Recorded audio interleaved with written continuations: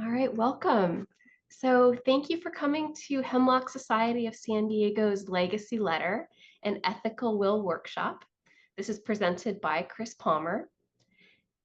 And I'm Sarah Weinstein, Hemlock's Executive Director. I'm looking forward to spending this hour with you as we learn from end-of-life expert and author Chris Palmer. And we're really fortunate to have Chris here today to introduce us to legacy letters and ethical wills and teach us how to create one. Not only will working on these create a lasting legacy for those that you leave behind, but will give you a big head start towards knowing what values and things are important to you as you make other end-of-life plans. So let me tell you a little bit about our presenter, Chris Palmer. He's a Hemlock Society of San Diego board member, an end-of-life activist, and trained hospice volunteer. He frequently gives presentations and workshops to community groups on aging, death, and dying issues. He founded and leads an aging, death, and dying group for the Bethesda Metro Area Village in Maryland and serves on the board of several nonprofits focused on end-of-life issues.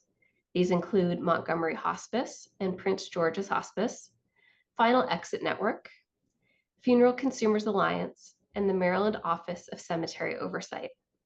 As you might have guessed, Chris is based in Maryland. He has written 10 books, the latest of which was just published on October 1st and is called Achieving a Good Death, a Practical Guide to the End of Life. To learn more about Chris, you can visit his website, chrispalmeronline.com. And proceeds from all of his books fund scholarships for American university students.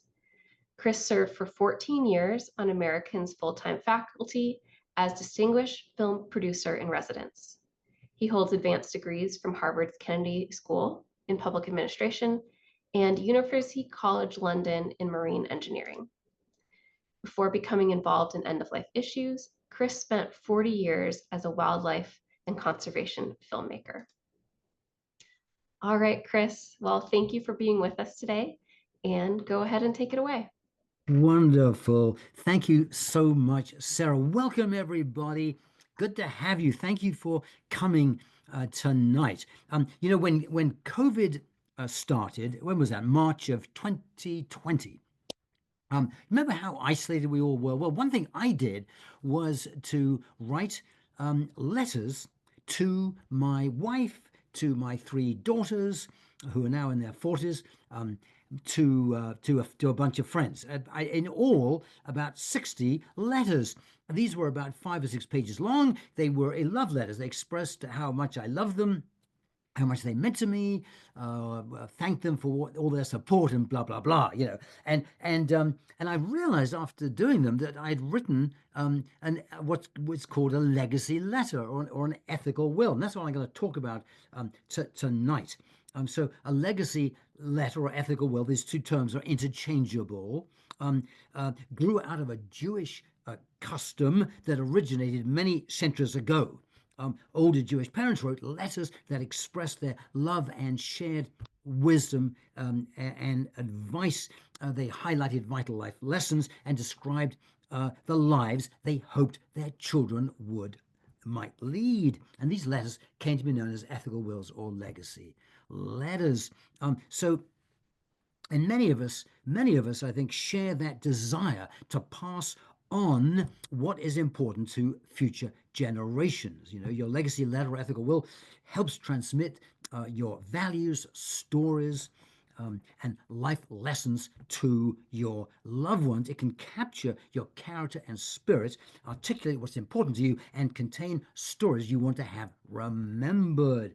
So composing one, which we're going to start to do tonight, is a profoundly satisfying experience. It helps preserve your memory and legacy, and invariably gives you, the author, a fulfilling sense of completion and peace. Your loved ones, in turn, receive inspiration, comfort, love, and guidance, as well as gain a clearer window into the unique person you are. So legacy letters are a way to pass on to future generations your hopes for them and what you would like them to know about you. Um, okay, so that's just a sort of a quick overall. Now, we are going to tonight actually begin to write our legacy letters. And I hope you'll go along with. Now, there may be a few of you in the audience who are saying, "Well, I don't really want to do that. I'm not really a writer. I really I just want to learn about them. I don't want to do." Okay, so don't worry, that's fine. So those of you who don't want to actually write one tonight, you can just relax and enjoy it and just learn all you can and ask questions, do whatever you like. But for most of you, I hope you will get a piece of paper and pencil, a pen and paper handy, because I'm hoping to give you some ideas to put into your ethical wills. So please go ahead and get some paper and a pencil handy so you can write down notes. You don't have to write down, by the way, everything I say because I'm going to give you a handout via Sarah. I'm going to send it to Sarah. Sarah will send it on to you all tomorrow, probably. So I'm going to give you a handout with most of what I'm going to say. But you may hear things that other people say, or something I say may trigger an idea in your mind. And you may want to capture it. Don't let those things just evaporate and disappear. When you think of hear a good phrase or something that resonates with you that you want to say to your loved ones who survive you, capture it, write it down. So that's what we're going to do for the rest of this session. We're going to finish within the hour. So we've got about 50 minutes or something. And most of the time we're going to spend brainstorming about how to write a legacy letter. But let me just pause there for a second. Let me just pause. Does anybody have a question? By the way, I will pause every 5 minutes. And I'm going to open up the chat so I keep an eye on it. You can put anything you want in the chat, or you can wave to me if you want to get my attention. But I've opened the chat, and you can I encourage you to write your questions in there. So you can, and I'll pause every 5 minutes for questions and comments, and I welcome them. And you can ask me anything you want. It doesn't have to be about what we've just been talking about. You can ask me anything you want about aging or dying or death. Anything you want. All righty. Does anybody have an immediate question they'd like to pose? Anything they'd like me to clarify, or anybody like me to? Anybody have a question? Okay, I'm not seeing any hands raised. You can always also go down to the reaction. Where is it? At the bottom, react. You see that little heart, react. You can click on that, and you can put your hand up, and that way your picture will appear with a big yellow hand up in the corner up here. Okay, so not seeing any questions, but I encourage you to think of questions. I want to make this as interactive as possible. Okay, so let's press on. So we're going to spend the next 40 minutes, 50 minutes or so creating ideas to go into your ethical will or a legacy letter. They're the same thing. So, and um, now some of you, I just want to quickly deal with this. Some of you may feel overwhelmed at this point, thinking, "Oh my gosh, I'm not a writer. I it's nothing I want to do." So don't worry. If that's just relax and enjoy it, and don't worry about that about that. Okay, so let's start by identifying the people you wish to send your ethical will to. Now, this may be easy, your children, nephews, nieces, or it may be a little more problematic. You may be thinking neighbors, siblings, um, obviously spouse or partner if they survive you, um, grandchildren, and so on. So at the beginning of this, just give some thought to who you might send it to. Now, we're not going to dwell on that because for each of you it'll be different. And if you're not quite sure, don't worry about it for now. We can just let it go. Just pick one person or group that you're close to, like your children, your nephews and nieces. And let's just take that as the beginning point of who you're going to send your ethical will to. Okay, now let me give you a few ideas to go into the legacy letter, your ethical will. Okay, so one idea for your legacy letter is to and this is pretty obvious, but say how much you love the person. I just say, I love you. That's a very important thing to say. When I was growing up, we never said that in my family. I grew up in England, very strict father, and uh, we never, that just wasn't language we used in our family. Then when I became a young father, 50, I'm 77, so more than 50 years ago, I became a young father. I started reading in a panic parenting books to try and learn what I was meant to do as a father. And one of the things I read in one of the books was tell your children you love them. Say, I love you. And look at them. Say, don't say love you. Don't drop the I. Say, I love you. Say it. And I thought I was very skeptical and cynical. I thought, oh, that's ridiculous, because of the way I've been brought up. But I came to realize it was very important. So in an ethical will, same thing applies. Very important just to say those simple words. I know, and it may be difficult because you may have a strained relationship with your children or grandchildren, and so it's not easy. But it's important. It's important. So anyway, so one obvious idea to put in your ethical letters is I love you. You mean the world to me. And you can be quite vulnerable. You can say, I know I haven't always shown this. And that's one of my regrets that I haven't shown how much I love you. And I'm sorry for that. So anyway, whatever. Okay, now another thing, besides thanks, is to say, to say, sorry, besides love, to say I love you is to say thank you.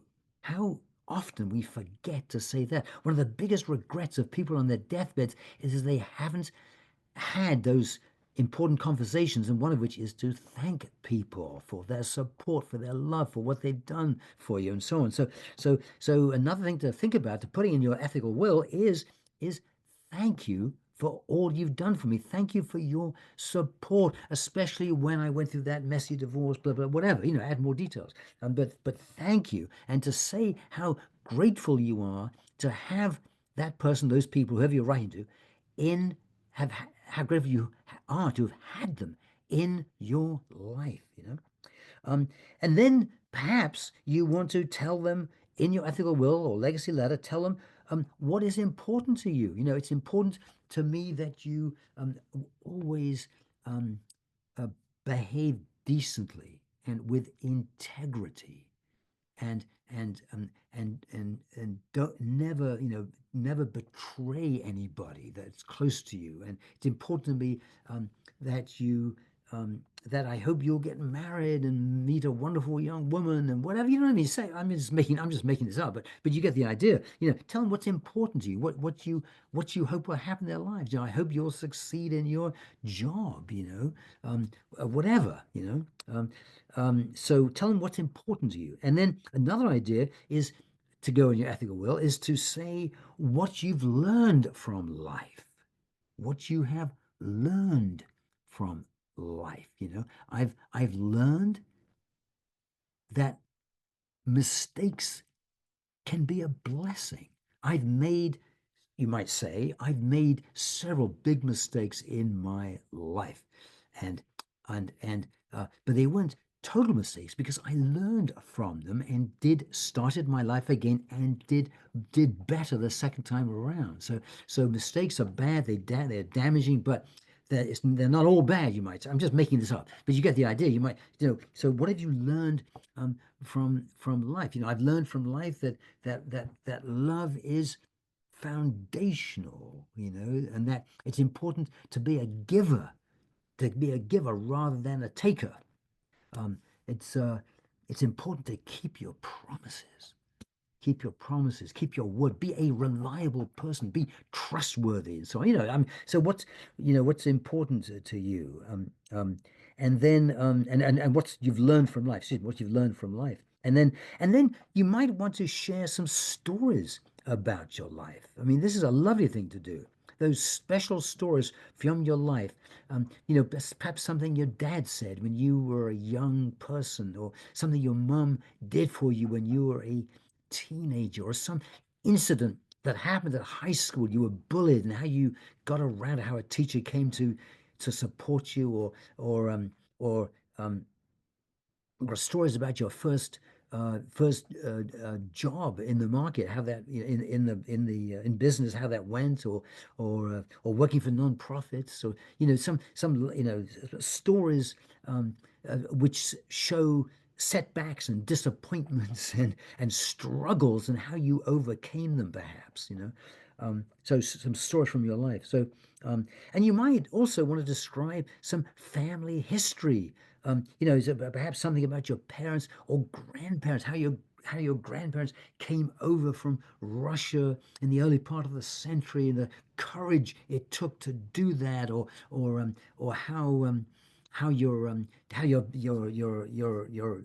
uncle emigrated to America from South America, and how he did it, and again the grittiness and resilience he showed in doing that. You want to capture that because that's a great family story that you want your survivors to know about, and for, not to um, not to forget. I always think that it's helpful to remember that, in a sense, we die twice. We die once in an obvious sense, in the physical sense, in that our heart stops beating and our brain stops functioning. But we also die a second time when the last person who knows us dies. My father's mother, we used to call her Little Granny. She was born in 1890, 22 years before the Titanic sunk, not, only a few decades after the Civil War ended, 1890. And she died. I knew her well, and I'm very fond of her. But she died, But when I die, she will truly be dead, because I am the only person in the world. All my immediate family, well, my original family have gone. My parents, my brothers, they're all dead. So when I die, um, I will truly be, I will, then she truly will be dead, because there's no one on earth who will remember her at all. So the reason I'm saying this is because an ethical will and a legacy letter can help to assuage and mollify and gentle the sting of both those deaths. Because when you're lying on your deathbed, if you've written an ethical will or a legacy letter, and then you are less likely to have those painful regrets of I didn't say that. I wish I'd said that. The regrets people have on their deathbed are things like, I wish I had said more to my children that I love them. I wish I had reconciled with my sister, who I haven't talked to for 25 years. I wish I'd written to her and apologized and told her I loved her despite everything that's happened between us. An ethical will or legacy letter are ways of dealing with some of that potential pain and regret. Okay, now what I'm going to do now is I'm going to give you 1 minute of silence for you to write anything you want. If you don't feel like writing, don't worry. Just relax and just reflect on what we've been saying. But I encourage you to spend this minute just brainstorming, just scribble down words, ideas, things that could go into your ethical will. So, because what you are doing in effect is you are producing raw material that you're not producing complete sentences. You're just writing down phrases, things to remind you of stories. You're just brainstorming. So you're jotting down notes, um, and then you're creating, as I say, raw material that can go into your ethical will, because your homework, if you wish to take it on, is to draft an ethical will or legacy letter. And by the way, Sarah, would you be kind and put my email address in the chat, please? All of Yes, you I'll are do that. welcome to all of you, thank you. All of you are welcome to send me your draft if you want to. If you want feedback on it, I'll treat it confidentially, but you are welcome to send it to me, and I will give you comments and feedback. I'm delighted to help you with it. I help a lot of people with this, and so feel free. So um, uh, Sarah's going to there it is. There it is, Christopher.n.palmer@gmail.com. Thank you, Sarah. So feel free to write to me. And also, by the way, there may some of you may have questions about death and dying that you don't want to bring up in this class, in this webinar, or in this workshop. Feel free to write to me, and I'll do my best to help you. I help a lot of people with their end of life issues. Okay, so I'm going to give you 1 minute of silence, and this minute is for you to brainstorm, to jot down on a piece of paper ideas, things you want to say to your loved ones, things that you want to put into your ethical will, into your legacy letter. Okay, so 1 minute starting now.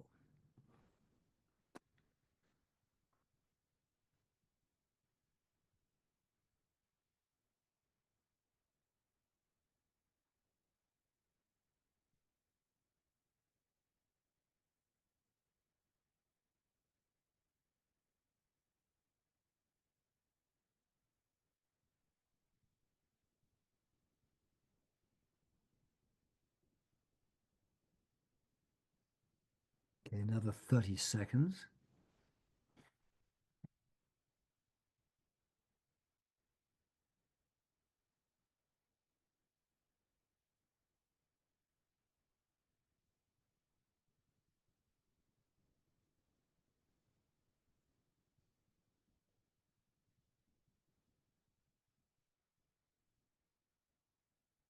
Okay, another 5 seconds.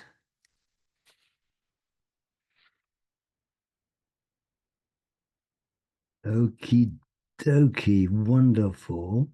Okay, so I hope that was helpful. I'll do that again a few times so you can jot down without having to listen to me jabbering and interrupting you. You'll have silence to write down. Oh, by the way, there are lots of free handouts on my okay, Dina, great. Dina Davis, I'll come to your question in just 1 minute. There are lots of free handouts on my website for you. Help yourself on all sorts of things, including ethical wills. And so, Sarah, would you be kind and put my website for people, for the audience, on in the chat? It's, as you know, it's www.chrispalmeronline.com, chrispalmeronline.com. Feel free to go there and go to the tab on death and dying and help yourself to anything you want. It's all free. Everything I do is pro bono. And help yourself to. Oh, there you've done it. Well done. Oh, it's there. You've done it. Well done. Thank you. Thank you. Um, Help yourself to hand out anything you want. Okay, so now let me pause now for questions. Let me go to Dina. Hope I said Dina. Hope I'm saying your name right. Dina, Dineh, Dina Davis. So Dina says, I have written at least 500 pieces. Oh wow, two per week since 2020. So that's since the beginning of COVID, most of which are on my website, analogthoughts.com, non-commercial, just for close family and friends.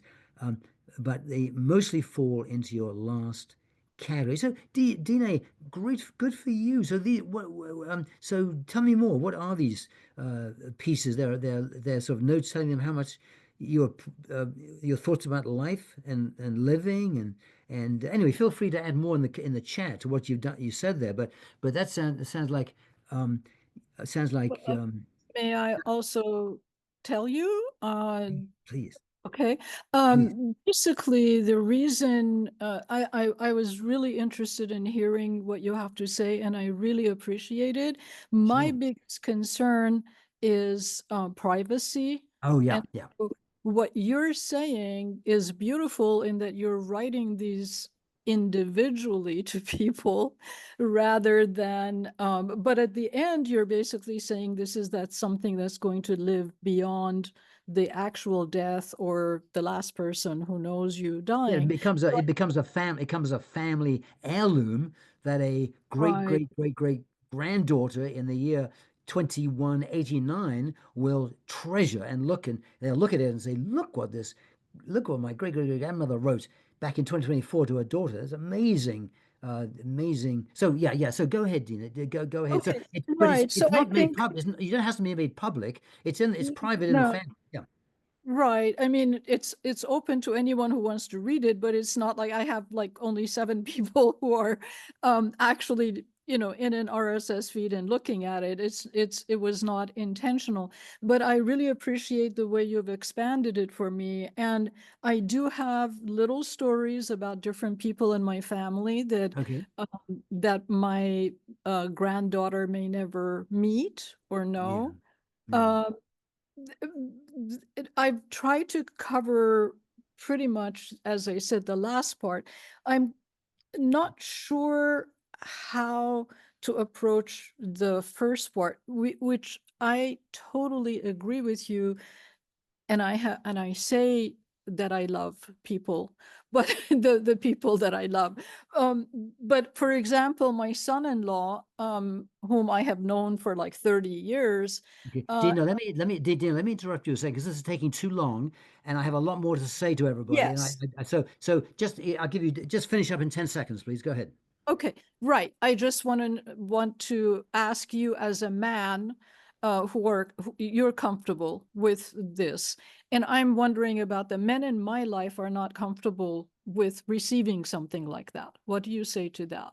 Well, Dina, you're raising a very interesting question, and I'm so sorry to hurry you along there. I apologize. Um, um, but um, I love your question about that because when I wrote my uh, toast letter, I call them toast because I was toasting people, and as a little stupid little joke, I had an image of a piece of toast in the letter. It's nothing, but that's why I call them toast. So when I wrote my 60 toast letters, some people thought I was dying, and this was my goodbye letter, and I wasn't dying at all.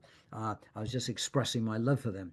Um, and some people did feel a little awkward. In fact, I felt a little awkward because I am like many men, um, very awkward when it comes to expressing deep feelings. Very awkward, very. But I find it easier in writing. I find it easier to write to somebody and tell them I love them than I am to look in their eyes and tell them I love them. It just is. It's just I'm not. It's just it takes courage, and I'm a coward, and it's not that easy for me to do it. So, but I think you would be surprised how thrilled people are to know that they are cherished. So I'm not sure if I'm answering your question, Dina. Please let me give you time to ask a quick follow-up. Well, thank you. I think that's the part I'm concerned about, and you've Yeah. answered it. Thank you. Yeah, very, very well. Thanks, Dina. Very, very much. And yes, just on the privacy issue, you're writing a private letter. No one has to see. No one has to see it. I mean, it's not made public. And now Dina has put it on her website on your. So that's a bit different. But and I make mine put on my website because I'm. Because I give a lot of talks about these sorts of things, and I want people to benefit from what I've done. But ethical will and a legacy letter can remain very, very private and become just a family heirloom. Okay, now let me go on quickly. Judy says, I'm realizing that I would write, Judy Lay, I'm realizing that I would write a different letter to each person whom I would like to have one. There might be some of the same parts said, I love you, but the thank you for specific things would differ person to person, as would the stories. Yes, good point, Judy. I would choose for a particular person because of the sudden struggles or experiences that might benefit from that particular story, like that. So I have a lot of, yeah. So that's right. So you might end up, right, Judy, you might end up writing, you know, 10, 15 different letters, or like I did, 60 letters.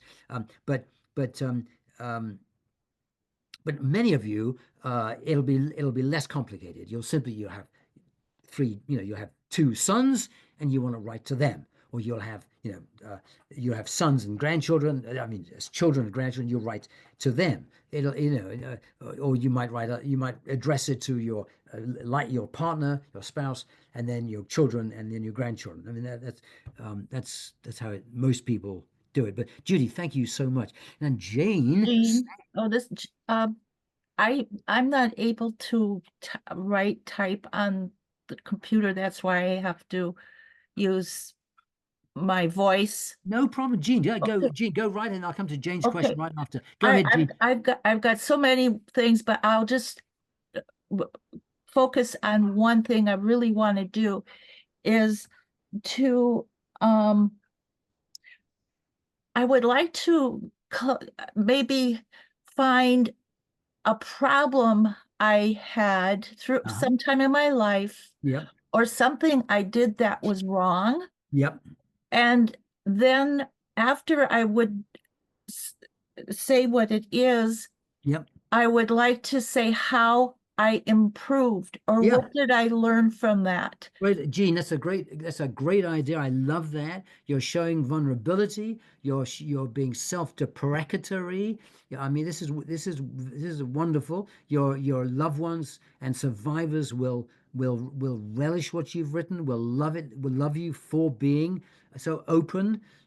Yes, talking about your struggles and setbacks and disappointments and how you overcame them, what you learned from them. It's a wonderful thing to do. Very appropriate to put in an ethical will, something that other people will find very inspiring. So Gene, well done. And listen, you can't type or write, so no problem. So Gene, just when you have a question, just interrupt me like you just did. That's great. I will ask all of you, please, to keep your comments concise, succinct, and pithy, so that we can get through as many questions as possible. Jean, did you have another question? I've got about 500 more, but I'll just let Yeah. other people talk now. But Okay, thank you and for Jean, answering yeah, that. and I really appreciate it. If not you at ever want to all. talk for 5 hours, then just let me know. Okay, so Jean, you've got my email there. You see, Yes. Sarah's putting it. So write to me with those questions, and Okay. I'll I answer will. them. Yeah, I'll be happy to answer them. Okay, now Jane Sandquist says, "Do these people?" This is a very good question. Do these people receive the letters after I die or before? So you have a choice. You can do either. Some people do it after they write the letters, put them put them in the same file as their legal wills. And then people find them after the person has died. That's fine. I prefer to do it before, because they're a way of bonding with people while we're living. So what I prefer to do is to write them, and here's the ideal way to do it. And I learned this from Dr. Martin Seligman, the positive psychologist. What I like to do is to take the letter to the person, sit down with them over a cup of tea, unhurried, and read the letter very slowly, pausing after each sentence, to them.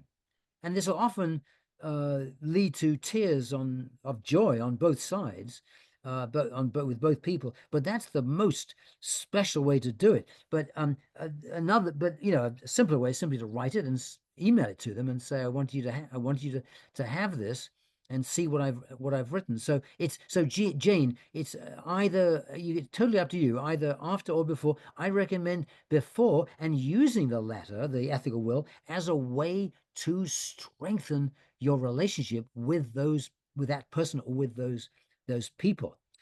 Dina says, "Thank you for your response. My concern is that the recipient will likely become embarrassed and misinterpret my intentions while I'm still alive." Wow. Okay. Now that's a very interesting observation, Dina. Will likely become embarrassed. Well, that I can understand. I might become embarrassed because what is embarrassment? I mean, embarrassment is when you get in a mood of feeling uncomfortably conspicuous because this person has said something to you which you're not used to. I love you, and oh my gosh, I'm not used to that. So, okay, so embarrassment, I understand, but I think that's fine. Nothing wrong being embarrassed. But then you said misinterpret. Oh my gosh, that would be sad, wouldn't it? If you were writing a love letter, where you were writing a letter where you only were well intentioned, no malice or any no ill will involved in this at all. Quite the opposite. You're doing something which solely out of the goodness of your heart to express your love for this person and let them know that you love them. So I think this may be, Dina, a question of using language more, carefully. And before you send it, show it to somebody else and get some feedback. Is this, am I being too am I being too enthusiastic here? Am I being too what's the word? Too okay, the word's not coming to me, but too emotional, or maybe too uh, to you know, the tone isn't quite right. Okay, so Dina, and maybe I think here we maybe just be talking about a question of being able to catch the right tone. But let me just say, if you talk from the heart, I don't see how you can go wrong. If you just talk naturally as if you were talking to them, I think you can go wrong. All right, these are great question. Let's go on because we have a lot more to cover here. But this is wonderful. I love these questions, and I appreciate all of you being so engaged. So please keep sending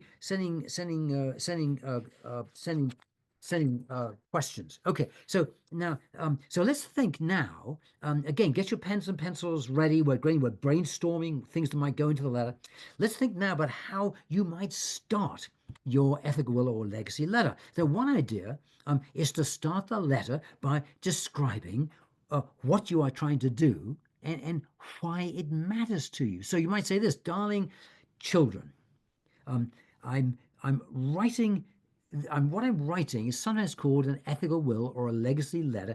It's something person writes to their survivors, their surviving loved ones, to describe their feelings about them and their values and what they've learned from life and what they hope for their survival. Think, so you just say why you're writing it, what it is, and then why it matters. This is important to me because I want you to know how much I adore you. And how I look back on your childhood and have some regrets that I want you to know, and I want to apologize for that I was so distracted by blah blah blah, whatever, okay. So you might start the letter by stating what you are trying to do and why it matters to you. Okay, all right.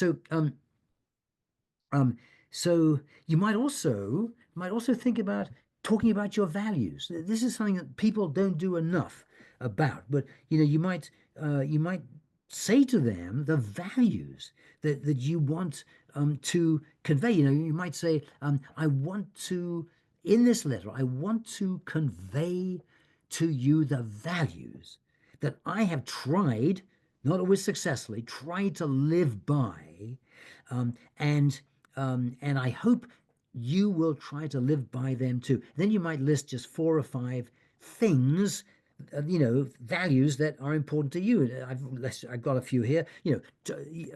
Tolerance, empathy, enthusiasm, kindness, honesty, service, helping other people, responsibility, taking on responsibility, compassion, creativity. These are all values that you might want to emphasize in your ethical will, are important to you, and you hope they will be important to them. Compassion, creativity, love, optimism. Oh boy, isn't that an underrated attitude in the world? Those people who are cheerful and optimistic, we don't give them nearly enough praise and recognition. Anyway, optimism, perseverance, tenacity, not giving up, humor, having a sense of humor, patience, generosity, self-discipline, and courage. So those are just some of the values I'd scribbled down here in my notes. But and you probably wouldn't want to list all of them, but pick 4 or 5 that matter to you, and that's a lovely thing to do. And boy, if you can illustrate each, if you pick out say 5 values, like empathy, and you can illustrate that with a story from your life, that is ethical will gold. I mean, that's lovely. If you can say, here's an example of how I try to be empathetic, that whatever. Okay. um so um okay, very very good. So let me give you now another minute to brainstorm on your own, another minute of silence. Okay, I'm starting it right now, so start writing. Just again, you're scribbling as you're creating raw material to go in your ethical will. Okay, go.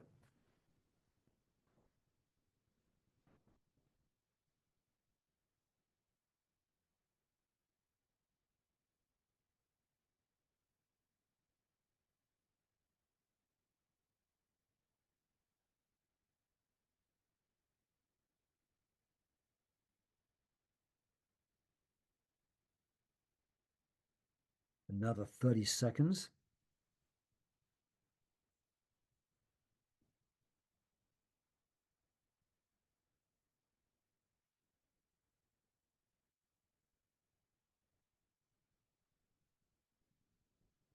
write as much as you can. It does not have to be good sentences, just you're scribbling down notes.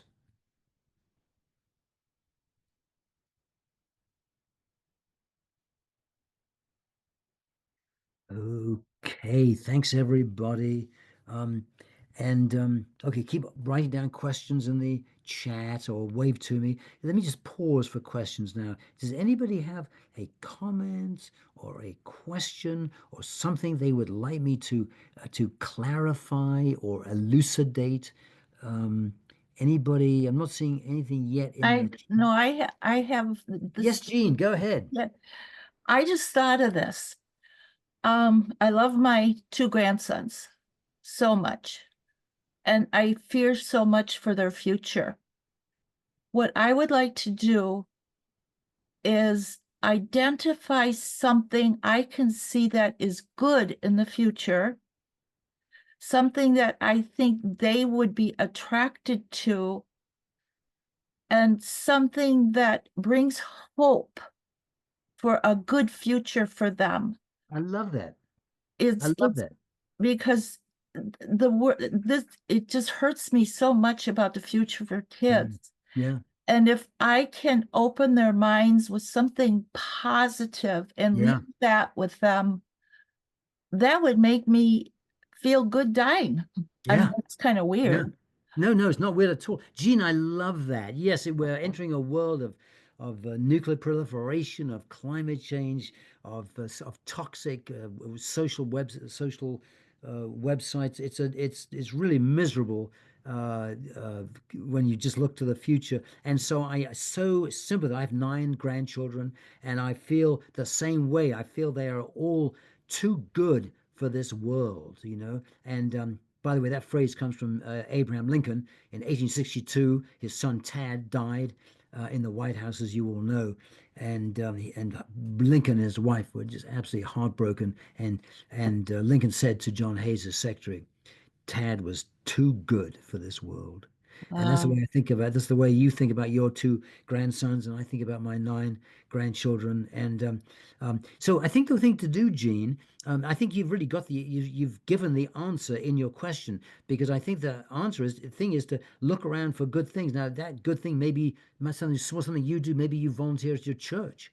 Maybe you're a hospice volunteer. Maybe maybe you help small kids with their reading. You volunteer reading in a local school or something. You know, I mean, look at your own life and what gives you deep satisfaction, and talk about that, because your 2 grandsons can live um, great lives if they focus on what they can control. They can't control the Middle East, you know. They can't control the weather. They can't control other people's bad behavior, but they can control their attitude, their mood, their what they wear, how they say, how they treat themselves, how they, you know, if they exercise every day, if they're decent to other people. There are some things they can control. So encourage them to focus on that distinction. That comes from the Stoics, as you will know. Um, and then talk to them about things that are fundamental, Gene. That, you know, that what matters is giving to other people. Anything that matters in the world is other people, helping other people. That is, you know, that is the most foundational lesson from the longitudinal study from Harvard that we're all familiar with. That's been going on now for about 85 years. You know, what matters is looking after, helping other people. If you, Gene, can help your 2 grandsons grasp that fundamental, foundational message, they will become formidable human beings. If they can base Yeah. their lives on decency and integrity and honesty and so on. Yeah, and it's important because there's so much don't, you know, hard stuff, but something like you're saying too, and I'm trying to think of the words, something that is good, not only for themselves, but what am I doing to make Yeah, others feeling good too, yeah, so we can get together as a yeah, group to make change for yeah. good. Excellent. So, Jean, you got my email. Write to me, and I'll help you Okay, with it. I'll give you a lot more material on thank that. you. So, yeah, not at all, Jean. Thank you very much. I love your comments. Okay, I'm not seeing any more comments in the chat, so please write in the chat. All of you, think of things you can say in the chat, comments, questions. Ask. You can ask anything. Oh, Miriam. Um, says, please repeat the list of your values. That'll be why. Yes, Miriam, I'm delighted to do that. So here they are: tolerance, empathy, enthusiasm, kindness, honesty, service, responsibility. By the way, don't worry if I'm talking too fast, because I've got a feeling this may be, I'm not sure now, this may be in the handout, one of the handouts I'm going to give you. I think it may be. Hope it is. Creativity, love, optimism, perseverance, humor, patience, generosity, self discipline, and courage. Okay, so Miriam, I hope that wasn't too fast. Could you get them okay?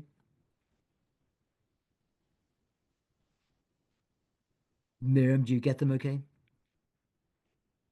Okay, Miriam Coppins, I see. Oh, you're trying to turn your phone off. Yeah, you're trying to say you're muted.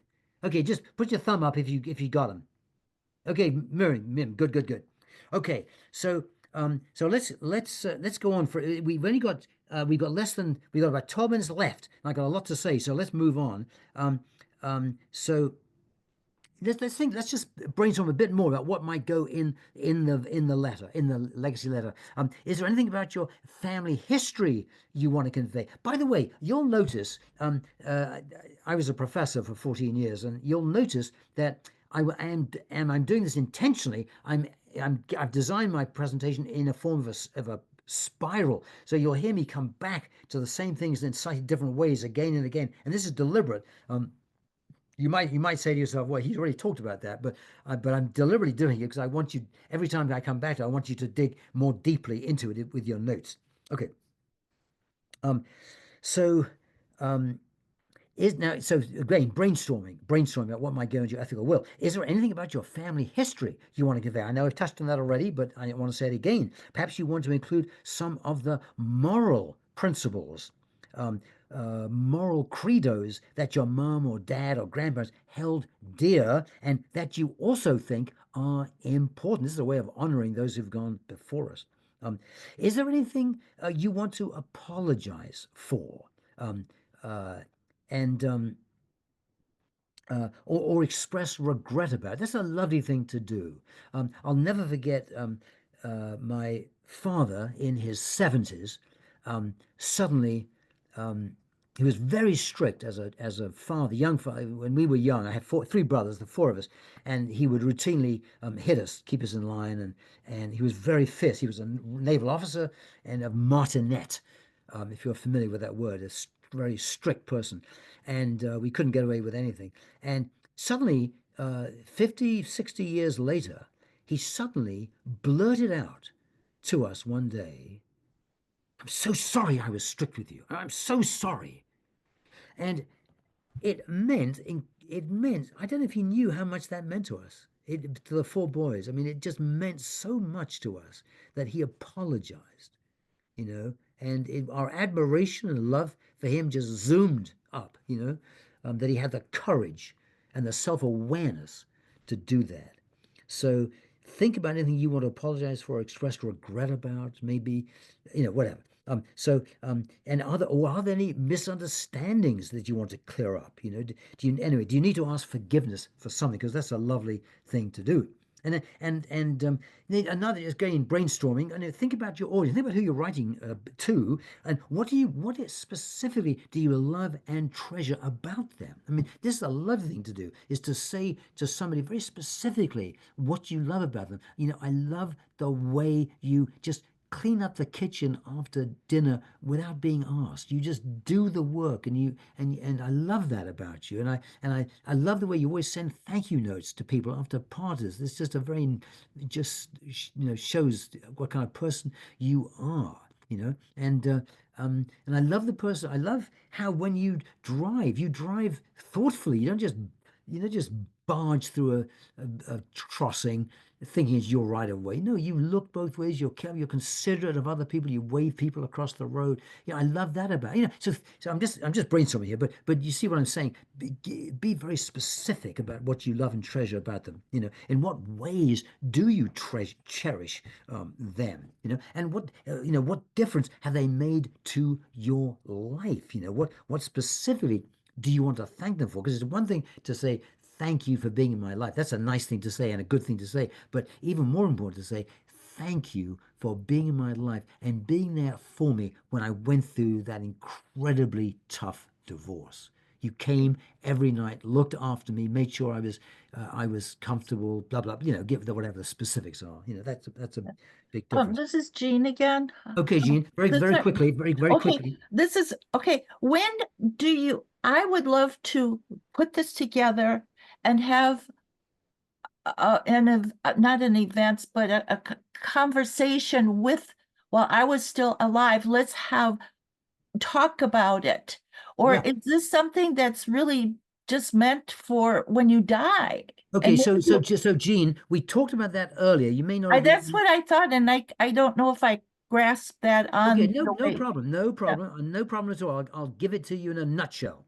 Okay. I recommend to give it to the person you're writing it to for before you die. Talk about it before you die, like you just said, and you can put it away in a file, and they'll discover it after you die. But I think much better, much more enriching to show it to people, your loved ones, before you die, so they can see how you feel. Okay, so I hope I've answered that question. Okay. Yes, you did. Thank you. And I Not at got all. another idea with it, but I'll be quiet now. Thank you. Okay, yeah, no, no, no. Okay, Gene, that's great. I love your involvement. No, okay.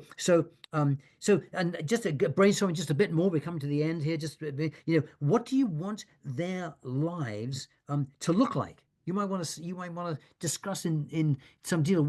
I'm hoping that you will settle down and that you will be we have alcoholism in our family. I hope you will not succumb to that addiction and drink not at all or very moderately, and set a good example to your children, blah, blah. You might want to outline in your ethical will how you hope their lives will evolve and look like, and say what you wish for them in their lives. I wish that you will be a loving, gentle, kind dad, more like Abraham Lincoln was to his four boys than Abraham's father was to Abe Lincoln. The huge difference there. And think about in the letter how you want to be remembered. I want to be remembered. You might say, I want to be remembered as a loving mom. This is my biggest wish. I want you to remember me as a loving mom, a loving mother, someone who always put her children first, and who took enormous pride in my children and gave them unconditional love. I'm just making this up, but you get the idea. Okay, so now another thing, it's just a quickly brainstorm here. We've only got 6 minutes left, but just to quickly brainstorm. Think about what gives your life meaning and purpose. Think about what gives your life meaning and purpose. If you can capture that and elements of that and put that in your ethical will, that's a super, super thing to do. What activities do you do that make you feel life is worth living? This is important, for your loved ones who survivors to know what you really cared about. When I volunteered, you might say, when I volunteered at a hunger a center for hunger, the center that was run to help hungry people. That was amongst the most satisfying, fulfilling things I've ever done. Or whatever. I'm just making this up, but and then so along the same lines, what do you value, what motivates you and gives you a sense of fulfillment? I realize now, looking back on my parents, I never really understood that. I never understood that about them, what gave them a real sense of fulfillment. And I would love to I wish my father had written an ethical will. He never did. I wish my father had written an ethical will which laid out those sorts of things, because he was a fantastic guy, and I just don't know. I feel I really don't know him. Now, do you have a life? Do you have a? Oh, Jane, I'll come to you in 1 second, Jane. Do you have a life philosophy that has helped you in your life and that you'd like to pass on? For I mentioned earlier Stoicism. That the essence of that is to not worry about things you can't control and focus on things you can control. Or better philosophy is not to try and compete with other people, build a bigger home than your next door neighbor and all that crap, but rather compete against yourself every day, improve so you're better than you were the day before. That you might want to emphasize that as a philosophy. Okay, so Sarah, where are you, Jane? Jane, please go ahead. I agree with everything that you've said. I've taken copious notes. I love it. I do want to say, though, I think we have to be really careful when we're giving advice or telling them what we want them to do so that it doesn't become a naggy Oh yeah. whatever, and they discount the whole letter because they think we're just using it to try to tell them that this is an area we want them to change. Jane, you are so savvy. You are so astute. You are so right. And I totally endorse what you're saying. So again, that's a matter, as I talked about earlier with Dina, I think, that you've got to choose your words. So what we're doing tonight is just brainstorming. So from that you could create a draft, and Right. then you refine the draft, and you might then show it to a friend and say, look, I'm thinking of sending this to my children. Do you think it's too didactic? Do you think I'm being too bossy? Do you think I'm being is the tone right? You might get or send it to me, and I'll help you with that as well. Or wait a few days and read it yourself. Yeah, exactly. But very, very good point. I appreciate you saying that. So you might also talk about, what you know to be true. What wisdom would you like to impart in this ethical will? Perhaps about marriage or friendship or the true meaning of success. You might say success is not about the size of your car, the size of your house. If you have a boat, the status, the title of your job, all that is ephemeral and evanescent and essentially trifling, you might say. What really matters in the long term is what you've done to help other people, the integrity in which how you've led your life, if you've led your life with integrity and authenticity, and whether you have expressed love for other people. So you might just talk about the true meaning of success, or the how to create a happy family. There also might be a poem or a cartoon even that really captures something for you is essential in the essence of how to lead a good life. You may want to include that in your ethical will. Okay, so I think I've covered. We're coming to the end. And so, and of course, so after brainstorming, the next phase of this, obviously, is to then, based on your notes, do a rough draft of your ethical will, and don't worry about it being poorly written. Let me just say, your first draft should be poorly written, and that's perfectly acceptable. And don't feel it has to be long. Let me just give you an example of a wonderful ethical will. It would go something like this: Dear my darling children, I love you.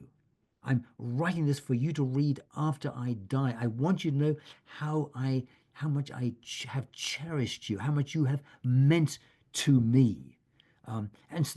And I'll love you forever. Love, Mum. That would be that would be wonderful for them to find that this handwritten note inside the file where their legal will is kept. It would be you just can't tell you how much that would mean to them as they're grieving your loss.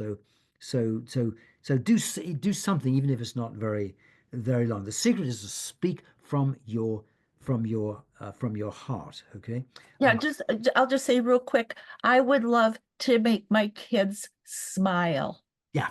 Good. Not happy, I mean, anything, but just to have a nice smile. Yep. Great, Gene. That is great. By the way, I've been talking about a legacy letter, but it could be a recording. It's perfectly okay to do a recording. So, Gene, if you can't write, you can't type, feel free to do a recording, and that's just as good. So writing an ethical will or a legacy letter is a way of caring for the world, we will not see. You will not see. So it's a very, very important thing. And I wrote in the handout you'll get, I wrote in writing your legacy letter or ethical will, you will have done your best to provide future generations with an immeasurably valuable gift, something they may cherish and view with pride, reverence, and gratitude as an enduring example of your spirit and character. I'll take just a few final questions. The time is up. A few final questions. Then I'm going to read you one thing, and that'll be it. So, oh yes, Marcia says, great suggestion to have someone else look at it for tone. Good, she says, thank you so much for your wisdom. My pleasure. My pleasure, Marcia. Anybody have a final question before we finish up? We're out of time. That I have one thing I want to read to. It's a brief thing, but anybody else have a question or comment before we end? I'm looking for any hands up or anything in the chat. Okay, not seeing anything. So let me end then by Sarah mentioned my latest book. This is it. It's called Achieving a Good Death. You can get it on Amazon if you want it. But on page 262, I'm a wildlife filmmaker. Spent my life making films about wolves and dolphins and bears and so on, about conservation. And so I love wolves, and I've made several films about wolves. And so I want to read you the Wolf Credo on page 262 of my book by Del Goetz. It goes like this: respect the elders, teach the young, cooperate with the pack, play when you can, hunt when you must, rest in between, share your affections, voice your feelings, leave your mark. By writing an ethical will or a legacy letter, you are leaving your mark. Thank you all so much for having me. Thank you for coming tonight. Sarah, I'll hand the microphone back to you. Well, thank you, Chris. That was wonderful. And we're so glad that all of you joined us this evening. I will be sending out Chris's 2 handouts and the links that he mentioned. So thank you all, and we hope to see you at another event soon. Thank you. Thanks, Have a good night. everybody. Take care. Thanks for coming. Bye-bye now. Thank you. Sure.